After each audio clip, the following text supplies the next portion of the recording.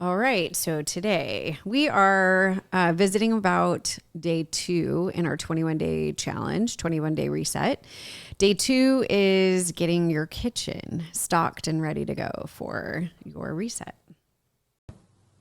Hello. We are your hosts, Melissa, Amita, and Beth. Entrepreneurs, busy moms, and women keeping it real, especially when it comes to meals, mindset, and movement. We will show you that taking charge of your health is accessible, attainable, and easier than you think. Follow along as we offer tips, tricks toward healthy and happy living without overwhelm or shame. Welcome to Healthy Meal Preppers.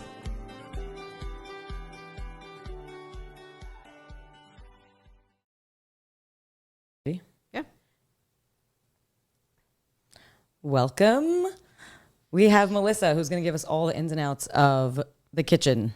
So tell us, Melissa, where do we begin? Yeah, well, no Beth today, which is sad face. Beth is getting ready to launch her kid off into the world. So she's a little busy with being a mom of a senior. So we missed her today, but just the two of us, this will be fun. It's a nice, rainy, cold, cozy day here in San Antonio. So it's kind of a perfect day to talk about kitchen. The reason I started the 21-day reset with kitchen is because I think that what I try to be really intentional with in the very beginning of mapping out what I'm going to be eating is I want to know what that looks like. So I have suggested in the email, and then I followed that up on the website, or there are some things to think about. I know it sounds really like tedious, but if we're going to know what our plate is supposed to look like, we actually have to weigh it out first. I know it sounds super crazy and tedious and overwhelming, but if we're going to hone in on how much food we should efficiently eat, right? So the first step is just knowing what am I consuming, right? So wait, I need to buy a weigh scale? Absolutely. Okay. Yeah. Yep. Okay. So, and I, it's kind of funny because as I watch a lot of people cook, right? And it's very common other places. I think here in the States, we're really the only ones who just use measuring cups. There's a lot of recipes, especially if you're a baker, they say, it needs 4 ounces of something, and it's very precise. I don't know where we grew up with this idea of like, we just use them, a measuring cup, which is so funny because based on humidity and where we are, those are really different. So yes, first and foremost, I say it's a good idea to get a good scale. You don't have to spend a lot of money on a scale. Just they have them at, Walmart, Target, Amazon. You can find a real inexpensive scale. But getting in the habit of knowing so if I I eat chicken, freaking chicken. We eat so much freaking chicken. But I know that I like diced chicken. So whether that's chicken thighs or chicken breast, I dice it because I think for me, that's a lot more versatile. Sometimes if I know that I'm making a recipe for the family, I try to maybe do it more in strips, but let's be honest, I'm not trying to weigh out how much chicken Jude's eating in a night. Do you know what I mean? Yeah. Like he's going to eat as much chicken as he wants to. He's a, growing boy. But for me, I want to know how many ounces of chicken. I already know how much I can eat, how much I'm shooting for, but I want to know how much that looks like. So I use my kitchen scale, I zero it out, but I purposefully use a measuring cup. So I zero that out on the scale, and then I add my bite size cubes of chicken. And the reason I try to stay real consistent is eventually I want to just eyeball it. I want to get to the point where I can eyeball what I'm supposed to eat. But if I were to tell you how much chicken is 6 ounces of chicken, would it be hard for you to picture it? I have no idea. Right. Exactly.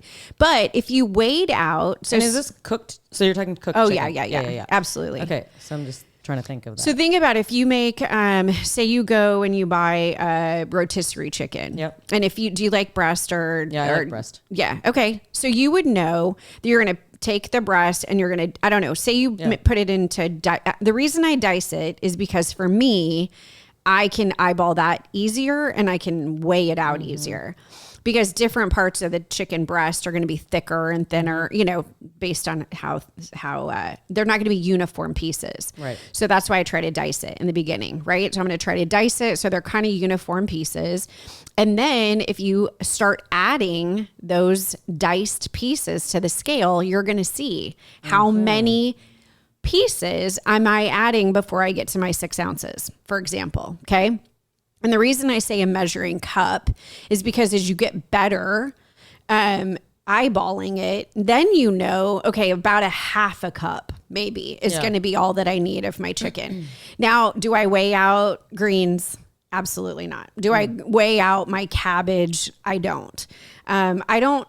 And I know people talk about like, are they free calories and that kind of thing? There's no such thing as free. I mean, there is no such thing as free, but your cabbage, your greens, all of the deep dark greens and things like that, you literally could not eat enough to exceed any type of budget that you have. It doesn't matter how low, you know, no matter what your goal is.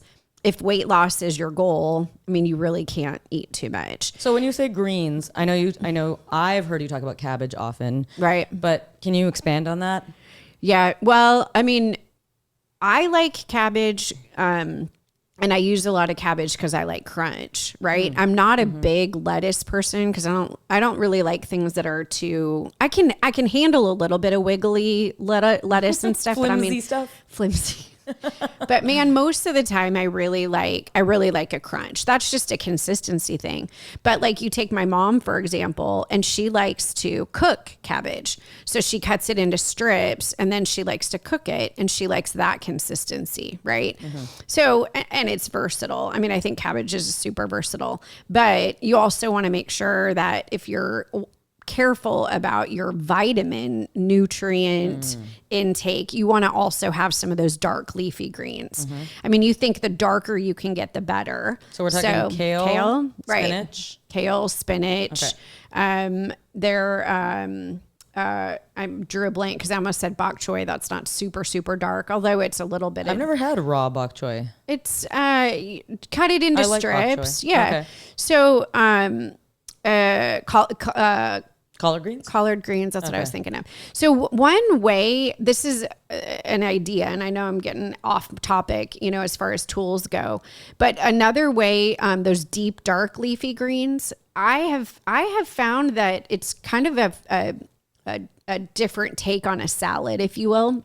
But I take my kale, I cut the stem out of it, right? Because it's super tough. So I cut the stem and then I cut it into strips, the kale. Then I will have a little bit of salted boiling water, boil water. I take my kale, I toss it in the boiling water. Immediately, it's all going to kind of just pop up to the top. Take it out and I put it in an ice water. That right there, I don't know what it is about that little like blanching. It then turns it into something in the lines of like the consistency of like a creamed spinach type of a thing. Do you know how that as creamed spinach is like barely cooked spinach? Then you can add things to it. And it's not a salad, right? I mean, it doesn't feel like a salad, but it definitely adds the greens, but in not as a bitter. It takes that bitterness away from the kale. So is that different than like cooking it, like wilting it on the stove? It's blanching, right? So it's like just barely. I mean, I'm just thinking about logistically for me to have boiling salty water and ice water.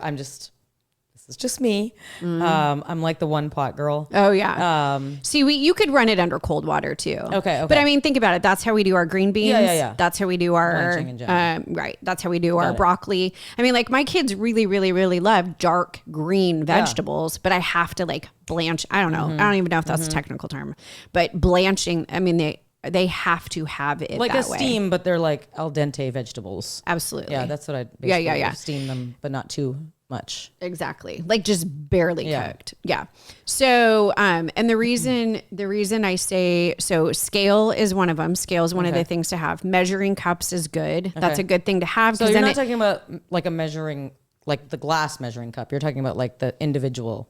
cups like I use for baking for solid, like for flour and sugar. I like the individual ones Yep. just because I'm trying to figure out my proteins, and I'm trying to figure out what does it look like. So if I'm preparing it the same way, at what cup, those individual cups does, say, my 6 ounces of chicken, right? It's measuring in the very beginning can seem super overwhelming. And so I just try to find ways to shortcut that. Same with oils, right? Because you're going to get to your fat numbers really fast. So I need to know exactly how much does a teaspoon of oil. Do you know what I mean? So you're talking olive oil, avocado oil, or does it matter? Yeah. Well, it doesn't matter between avocado and oil. I mean, avocado and olive, but so the vegetable oils, and I talk more about this like kind of when we get to the healthy fats, but an avocado oil can take a really high heat and it doesn't bother it. It doesn't turn bitter. If you use an extra virgin olive oil, I try to save that for like a dressing, something that you're not cooking at all. So I use a good extra virgin olive oil for anything that's not being cooked. But if you're going to cook, you can still use olive oil, but you don't want to use that extra virgin olive oil. Or try avocado. I think avocado oil is very versatile. But it's just really those like vegetable oils and things like that. We want to sort of avoid that. That's okay. So we said weigh scale, measuring cups, diced chicken, greens or cabbage, right. And then spoons, measuring spoons. Measuring spoons. So because you're going to be measuring out oils, for your like fats. salad dressing or for cooking or both. All of it. Okay. I mean, all fat adds up, right? I mean, fat adds up fast. Now imagine like if I cook chicken thighs a lot, right? And so even though there's a lot of fat in the chicken thighs, like we literally pull the fat off the chicken thighs. I don't use skin in anything because there's a lot of fat in skin. Okay. But now also even in my chicken stock, I drain the fat off.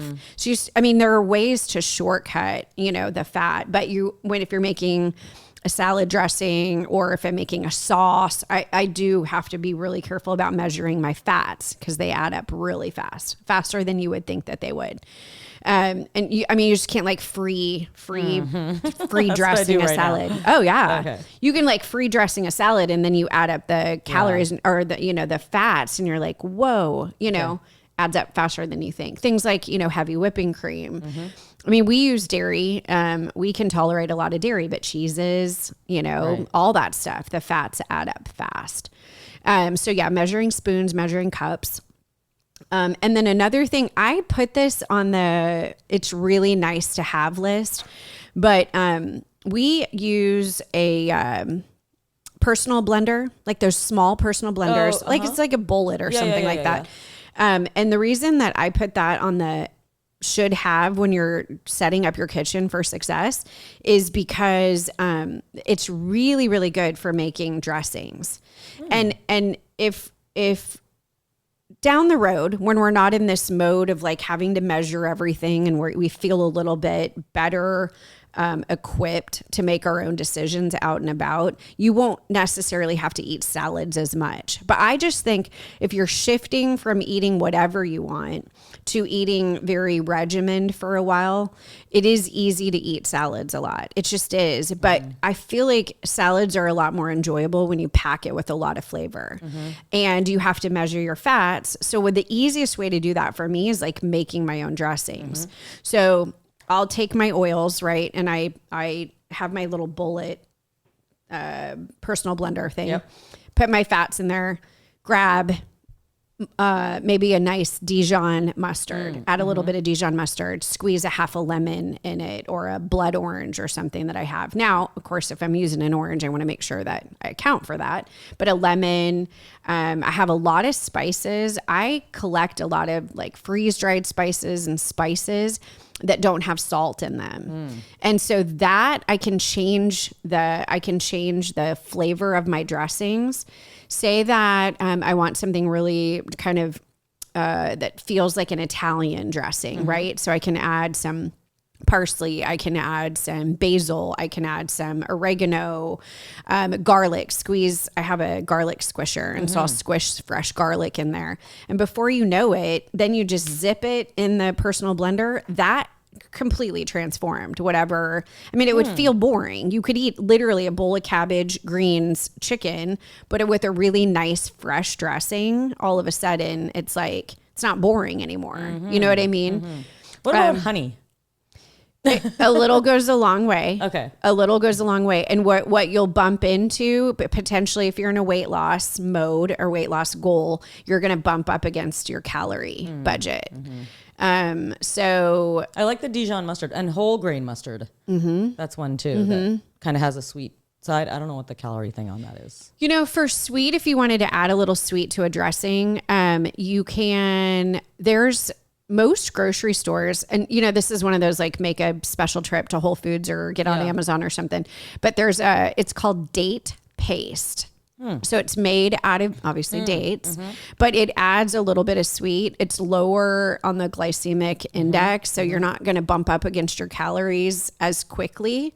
And that's just a really good way to kind of sweeten it up a little bit. If you kind of want a little sweeter dressing, apple cider vinegar helps a little bit. A red wine vinegar can help a little bit with that. Agave is a good. Okay. So agave, but measure, right? That's when you're going to use your measuring spoons just to make sure you don't bump up against your calorie budget.